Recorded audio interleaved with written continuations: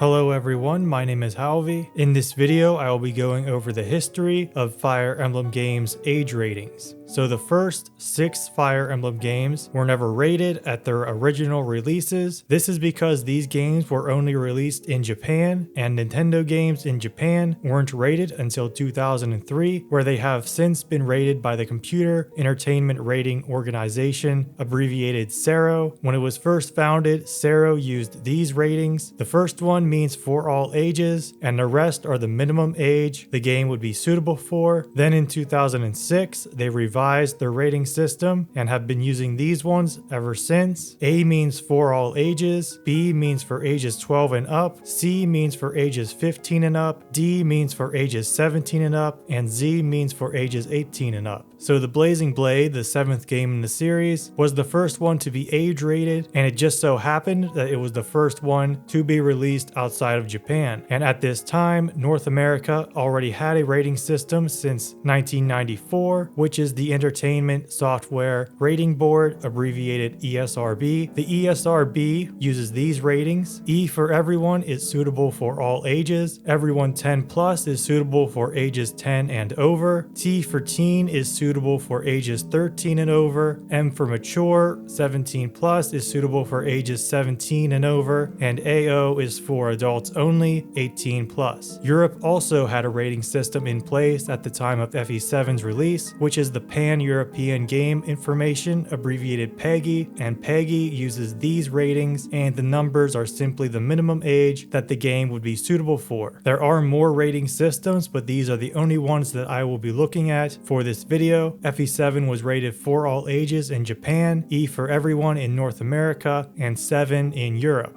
And every Fire Emblem game since FE7 has been rated at their release. Also, the first 6 games have all been rated with their virtual console releases on systems such as the Wii, 3DS, and Wii U. These were still only in Japan, however, except for FE1, which did get an official localization and was available for a limited time on the Nintendo Switch. So I'll just go ahead and go through each game and put it up on screen to show what it's been rated. For the most part, the series is split between E and T ratings and the equivalent for the other rating systems. And then something else I want to go through are content descriptors, which are supposed to provide information as to why a game was rated the way it was. One thing to note is that with Japan's rating system, games rated A do not have any content descriptors, so nearly every Fire Emblem game has the content descriptor for violence or fantasy violence. Some other common ones are bad language, sexual content, and suggestive themes, and crime, which is CERO only, but it has been showing up a lot recently. Another thing I want to go over is that the ESRB website has these nice little rating summaries for a lot of the games, which explain in much more detail why the game was rated the way it was. PEGI also has something similar. I couldn't find anything similar for CERO, which is unfortunate because a lot of their ratings seem inconsistent, and I would have liked to see why certain games were rated the way they were. So using these summaries, we can get an idea for what exactly happens in the games that end up giving them these ratings and content descriptors. The first one I want to talk about is violence and fantasy violence. The major concern here is whether the violence is realistic or not, and another concern is how intense it is. Fire Emblem games depict violence in a few different ways, such as combat animations, cutscenes, and even certain dialogue phrases,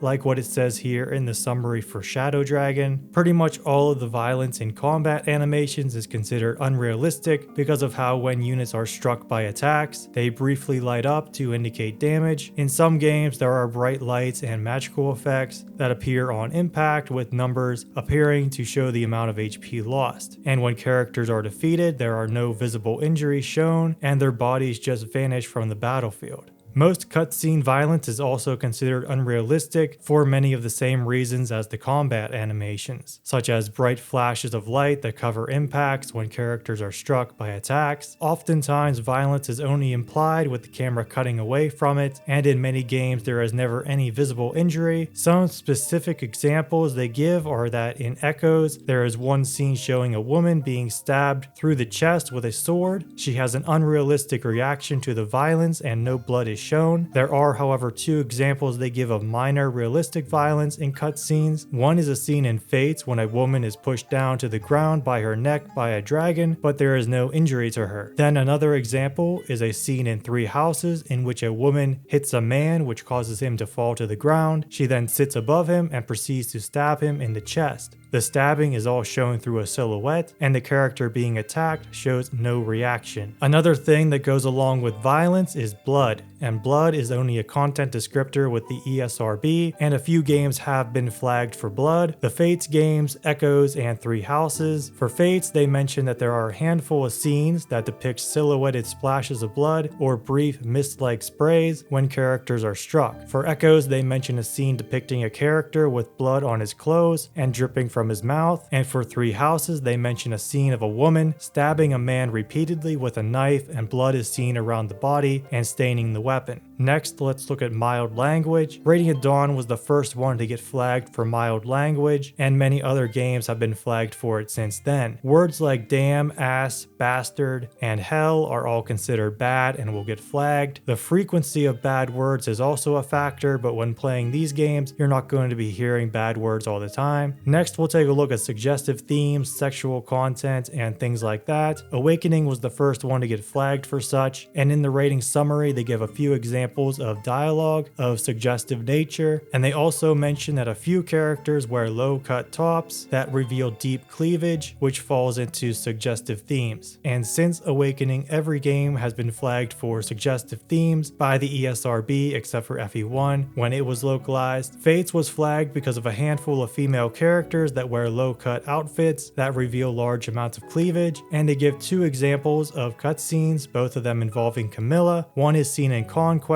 and the other is from Birthright. Curiously, only the one from Birthright was flagged as sexual content with Peggy's rating system. I assume Camilla is also the reason why Warriors was flagged, given what the rating summary says for that game. Echoes was also flagged for characters that wear low-cut outfits that reveal deep cleavage, and there is some suggestive dialogue as well. Three Houses, Three Hopes, Engage, and Tokyo Mirage Sessions were all flagged because, you guessed it, some female characters wear low-cut outfits that reveal deep cleavage. Also in Three Houses, characters' breasts are sometimes seen jiggling and or depicted from close-up angles. The close-up angles are also mentioned for Tokyo Mirage Sessions. I also think it's worth mentioning that Heroes has content descriptors for suggestive themes, mild sexual content, and nudity, and has a 12+ and teen rating. Another thing that some of these games have been flagged for is alcohol reference. Awakening was flagged because of a handful of scenes that feature characters discussing mead, wine, and being drunk. Echoes was flagged because there are actual wine and ale items. Three Hopes was flagged because characters sometimes discuss drinking alcohol and or being drunk. And Tokyo Mirage Sessions was flagged because there is a character being depicted as drunk and hungover. The last thing we'll look at is crime, which is an interesting content descriptor that is Sero only. Crime means that the game contains criminal activity, either by depiction or in interactive form. Thracia 776 was the first game to get this descriptor when it was released on the Wii Virtual Console in Japan. Then since Awakening, pretty much every game was flagged for crime, except for Fates and Tokyo Mirage Sessions. This is one of the reasons why I said earlier that Sero's rating system seems inconsistent.